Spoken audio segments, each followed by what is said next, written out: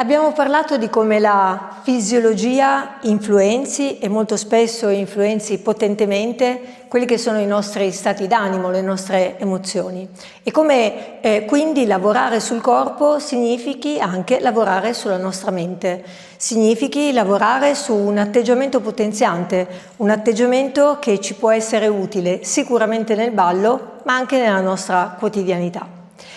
La volta scorsa abbiamo visto come la postura sia un elemento fondamentale relativo all'organizzazione del corpo e come Dance Mental Coaching ponga un'attenzione particolare sulla postura, proprio perché si tratta di un elemento che viene ancora prima dei passi. In questo video però mi piace l'idea di poter associare questo elemento relativo alla postura e a un movimento delle braccia che abbiamo visto la volta scorsa al nostro passo base di salsa. Lo eseguirò per i cavalieri, lo eseguirò per le dame, lo eseguirò sul tempo dell'1 e sul tempo del 2. Vedrete la ripresa fatta frontalmente, lateralmente e anche da dietro. Abbiamo lavorato sulla questione relativa alla parte alta del busto, al nostro torace, all'importanza di sapere espandere quel torace, all'importanza di utilizzare delle micro rotazioni indietro delle spalle affinché le scapole in qualche modo si appoggino sulla nostra schiena. Abbiamo immaginato di avere due fili invisibili collegati alle nostre spalle, due fili però fortissimi, che ci tirano verso l'esterno, proprio per creare questa sensazione di ampiezza. E abbiamo visto come l'utilizzo delle braccia, sia da parte della dama che da parte del cavaliere, non debba in alcun modo pregiudicare la qualità di quella postura. Abbiamo lavorato insieme proprio sull'importanza del dettaglio, sull'importanza della percezione del nostro corpo.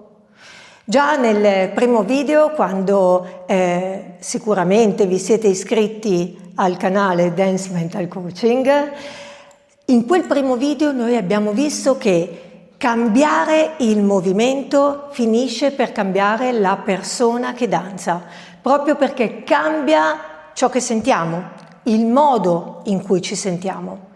E questo è fondamentale per produrre degli stati d'animo potenzianti, degli stati d'animo che ci siano utili, ripeto, nella danza ma anche nella nostra quotidianità. Bene, per poter andare ad abbinare quei movimenti delle braccia con un'attenzione, un focus speciale sulla nostra postura, vi vorrei prima mostrare il passo. Si tratta di una variazione molto semplice relativa al nostro passo base. Per quel che riguarda i cavalieri, se contiamo sul tempo dell'1, ve lo mostro prima frontalmente, ci limiteremo a ballare un passo base in avanti partendo con la gamba sinistra e quindi ballando 1, 2 e portando all'esterno il passo sinistro e 3. Quindi terminando con una posizione aperta dei piedi. Notate che il peso è sulla mia gamba sinistra, ok? Quindi andiamo a ballare 1, 2, notate che il passo successivo cade subito dopo il 2, tra il 2 e il 3, su quella che noi definiamo E, sulla pulsazione in levare. Quel piccolo movimento del piede deve essere già laterale per poi andare nel numero 3 a distendere lateralmente la gamba destra, mantenendo il peso sulla gamba sinistra. Resteremo fermi al 5, ovviamente anche nella pausa, al 4, ma anche sul tempo 5 e anche sul tempo 6 andremo a chiudere il piede destro al numero 7, piede destro che chiaramente non aveva il peso del corpo. Lo portiamo quel peso del corpo al 7 sulla gamba destra per ripartire col nostro passo base di sinistra. Lo riballiamo insieme, quindi faremo 1, 2 e 3, 5, 6, 7. Ovviamente lo sto ballando contando come se ballassi sul tempo dell'1, quindi utilizzando una base che esegue le pause al 4 e all'8. Rifacciamo un attimo il medesimo passo, ve lo mostro lateralmente. Balliamo 1, 2 e 3, resto al 5, resto al 6, chiudo al 7, riparto con la gamba sinistra nel mio basico sul tempo 1. Lo vado a eseguire nuovamente. 1, 2 e 3, 5, 6, 7, 1, 2, 3. Chiaramente avremo modo nei prossimi video di andare a focalizzarci su altri elementi estremamente importanti. Ho voluto inserire già una piccola variazione per mettere quei movimenti delle braccia subito, ma ci sono degli elementi che andremo a studiare nel dettaglio, che riguardano il modo di usare i piedi sul pavimento, la percezione, faremo degli esercizi specifici sia per i cavalieri che per le dame, che riguardano proprio un potenziamento della percezione attraverso i piedi del pavimento. Lavoreremo sul baricentro, quindi su una sensazione di equilibrio che è necessaria, è fondamentale per quello che riguarda la qualità del nostro ballo. Ma consentitemi adesso di procedere con questa piccola variazione. Lo stesso identico passo va a eseguire la dama e lo va a eseguire chiaramente se contiamo come se noi ballassimo sul tempo dell'1, partendo come fa classicamente con la sua gamba destra indietro. Quindi avrà un passo di ingresso indietro nel basico sull'1, 2, 3, 5, 6 sulla E, cioè su quel levare che sta tra il 6 e il 7, la dama porta il proprio passo, il piede sinistro, piccolino di lato. E nel numero 7 eccola che ha aperto la gamba destra. Notate che il vostro peso è interamente sulla sinistra. Rimaniamo in pausa, rimaniamo ferme nell'1, così nel 2 andiamo a richiudere la gamba destra nel numero 3 per ripartire col nostro passo base, in avanti con la gamba sinistra al numero 5. Quindi 5, 6, 7. Lo ripetiamo insieme. Balliamo il basico. 1, 2, 3, 5, 6 e 7. 1, 2, 3, 5, 6, 7. E di nuovo. Balliamo il basico indietro. 1, 2, 3, 5, 6 e 7. Resto all'1, resto al 2, chiudo al 3. 5, 6, 7. È chiaro che nel corso di questi numerosissimi video che sono previsti nel progetto Dance Mental Coaching andremo poi a ballare di basi incrociate, di basi a impulso, basi a spinta e così via. Per il momento ci limitiamo a una base molto semplice, quindi a un'esecuzione diciamo un pochino più schematica, ecco, diciamo così, ma che continua a focalizzarsi sul concetto di postura e su questi elementi che, come dicevo, sono molto più importanti dei passi. Bene, non ci resta che andare ad associare il movimento delle braccia che abbiamo visto nel video precedente a questa piccola variazione di passo. Partirei con i nostri cavalieri. Andando a ballare il basico in avanti, ricordate, avevamo fatto 2 movimenti delle braccia, avendo grande cura della nostra postura, un movimento di allungamento delle braccia in avanti e un movimento di sollevamento del braccio destro verso l'alto. Ricordate che quando usavamo il braccio verso l'alto immaginavamo per esempio di schioccare le dita e abbiamo immaginato nel momento in cui portavamo le braccia in avanti di utilizzare quella sorta di atteggiamento, no? Da parte dei cavalieri che i cavalieri hanno quando per esempio hanno una giacca o indossano una camicia. È un po' come se le maniche, ecco, immaginiamo questo, che le maniche fossero un pochino troppo lunghe e il cavaliere sistema, no? Sistema quella camicia, quella giacca. Perché vi faccio costantemente questi, vi mando queste immagini, no? Molto relative alla quotidianità, alla realtà di ognuno di noi, di tutti i giorni. Perché per me è sempre molto importante che ogni ballerino interpreti se stesso o se stessa con una percezione di verità molto forte. Mi piace molto utilizzare in spagnolo, no? Una parola che è actuar.